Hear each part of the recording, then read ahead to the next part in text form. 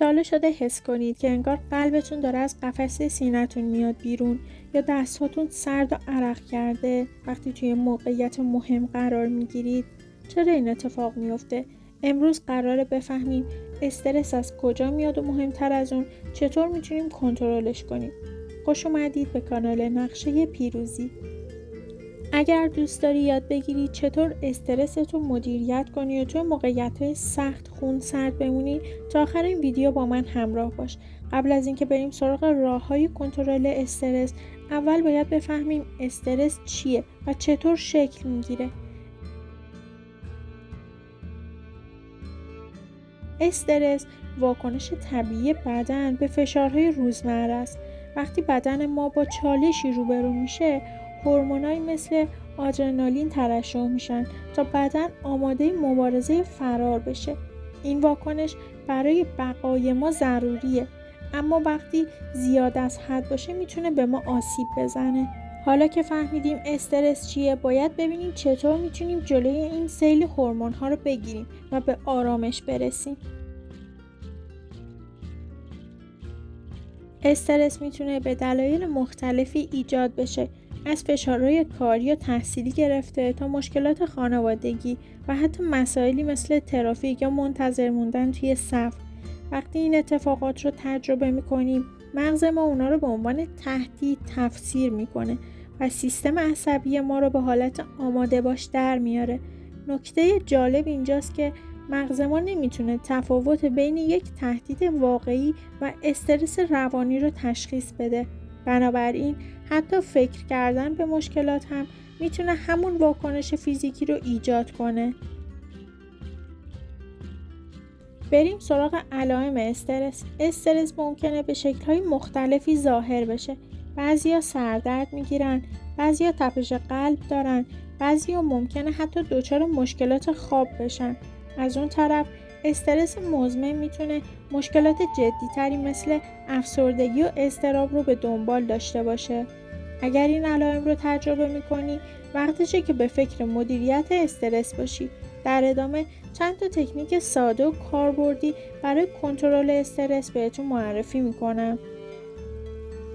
بریم سراغ بخش اصلی. چطور میتونیم استرس رو کنترل کنیم؟ اولین تکنیک تمرینات تنفسی عمیقه.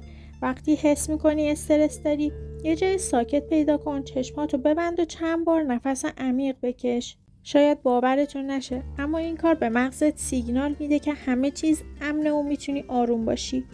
فقط کافیه یک بار که توی شرایط استرس قرار گرفتی اینا رو امتحان کنی تا ببینی چقدر میتونه توی زندگی تاثیر بذاره.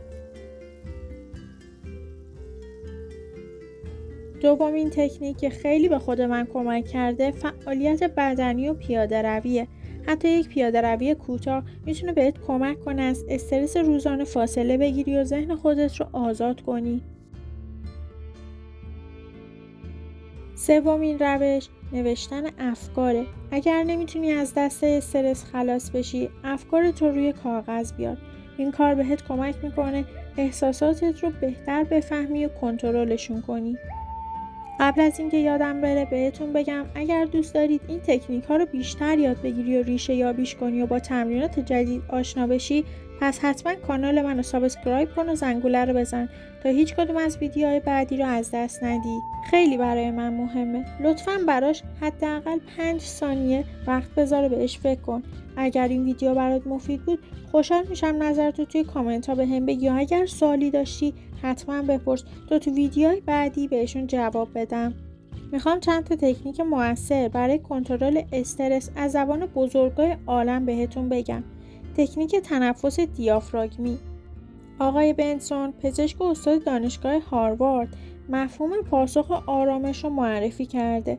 اون معتقده که با تمرین تنفس عمیق دیافراگمی میتونید پاسخ استرس بدن خودتون رو مهاری و کنترل کنید. این تکنیک شامل تنفس عمیق از طرف بینی، نگه داشتن اون برای چند ثانیه و بعد خروج آرام هوا از دهانه. این تمرین باعث کاهش فشار خون و تپش قلب میشه و به بدن سیگنال میده که آرامش پیدا کنه. مدیتیشن ذهن آگاهی از زبان جان زین. ایشون بنیانگذار مدیتیشن ذهن آگاهی توی پزشکیه. تاکید داره که مدیتیشن ذهن آگاهی به شما کمک میکنه تا به جای فکر کردن به مشکلات گذشته یا نگرانی‌های آینده توی لحظه حال حضور داشته باشید. اون معتقده که با تمرکز روی تنفس و بدن خودمون میتونیم استرس‌های روزمره رو بهتر مدیریت کنیم و آرامش بیشتری هم پیدا کنیم. شناخت درمانی از زبان آرون. آرون بنیانگذار شناخت درمانی به این باوره که افکار منفی و استرس‌ها اغلب ناشی از باورهای اشتباهی هستند که تو ذهن ما نقش بستن. با شناخت و تغییر این باورها میتونیم استرس رو کاهش بدیم.